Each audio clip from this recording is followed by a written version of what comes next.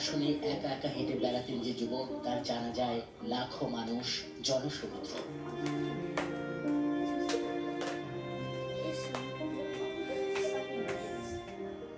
জুলাইয়ের চাকায় রক্ত ঢালা সে স্লোগান, জাতীয় পতাকা জড়ানো পাঞ্জাবি টুপিতে আতর আর লোবানের ঘ্রাণ, কান্নার রোল কিংবা নিরাপত্তার কড়াকড়ি। ওসমান হাদির জন্য এই জমায়েত মানিক মিয়া সড়ক ছাপিয়ে ফার্মগেট, খেজুর বাগান থেকে আসাদ গেট।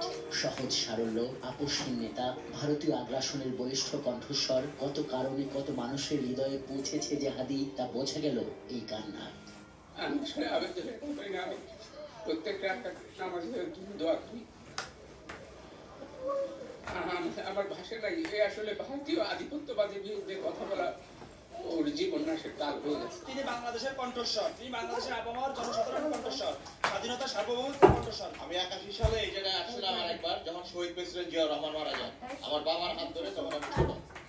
আর আজকে আমি আসলাম যে আরেকজন সেই রকম জিয়ার মতো দেশপ্রেমিক, তার জানাজা আমি আজকে অংশগ্রহণ করতে আসছি এখানে। আমি নিজের 200 ভোট না, 2000 বা 2 কোটি এবং 200 বছর বা 2000 বছর পর্যন্ত ভাই বেঁচে থাকবে এবং ভাই ভোট পেয়ে গেছে, ভাই জিতে গেছে। আল্লাহ